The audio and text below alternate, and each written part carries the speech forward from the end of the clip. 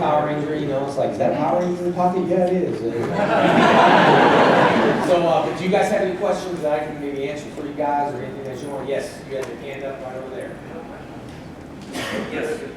You didn't have your hand up? You just throws his hand up like psych people out or something? It's like, just kidding. Yes, way in the back.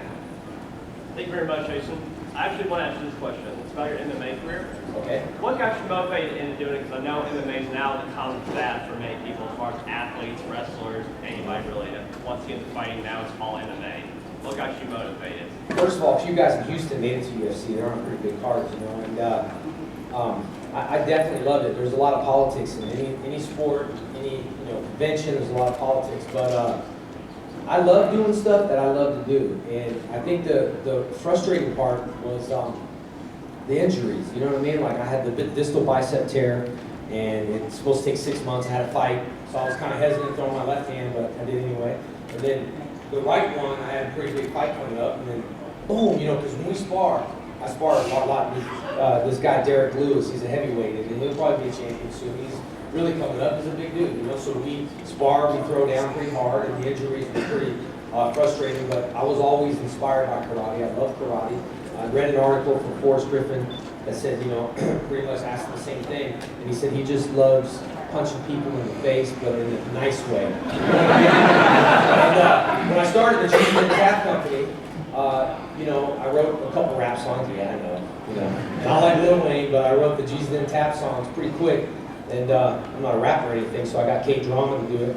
But it says, I'll ground, pound, punch in the face. It's all good because I'm in the right place.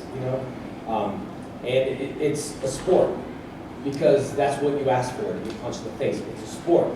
Now, do I think that sport necessarily helps martial arts rules? No, I don't. Because the wrestlers are now martial arts superstars.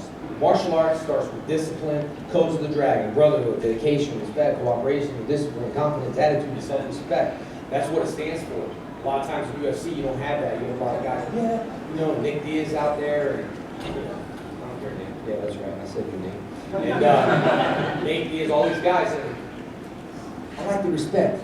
George St. Pierre, man, he's a nice guy. You could talk about him, he'll come on there, and he's just a really nice guy. So of course I'm rooting for him, like he is, Anyway, I saw Nate, his brother. I worked at UFC corner, Melvin Millard's corner.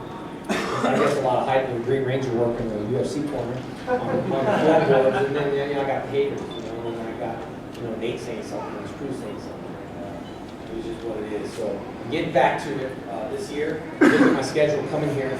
And it's pretty packed, And I guess how it got that way is that I'm the yes man. You know what I mean? You experience that when you think yes, and all of a sudden you're like, yes. You're like, I'm gonna say no this time. You're like, yes. So I'm definitely the yes man. I need some no people in my life, but I don't like to say no to people. You know what I mean? And I just think that 20-year anniversary this year. Time flies, And it's like a classic car now.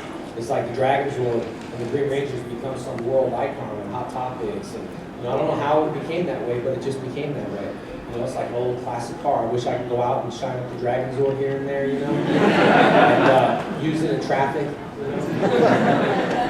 I had a police officer watching my panel in Houston, and I was talking about that. Man, I wish I had the Dragon Zord in traffic. I'd just be like, out of the way, out of the way, boom, and then he was looking like kind of like, and I said, they're gonna be like, woo, woo, woo.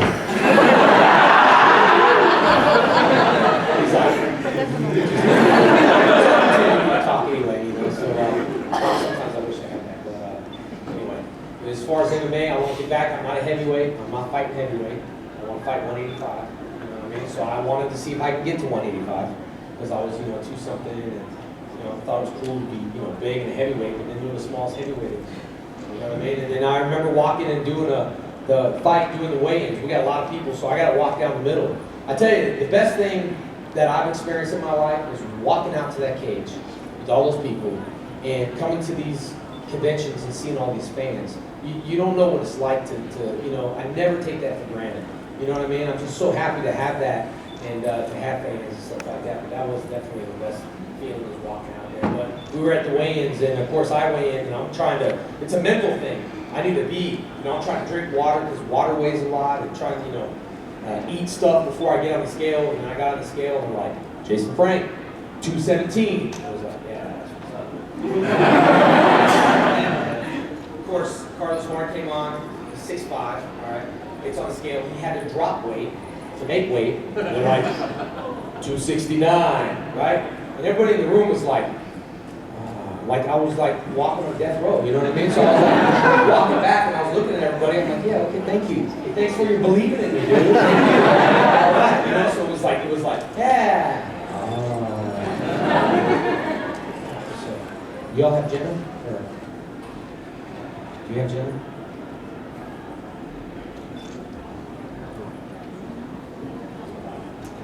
She was always young. Sitting there all walking around with her. When you left the table. Someone find my daughter, please.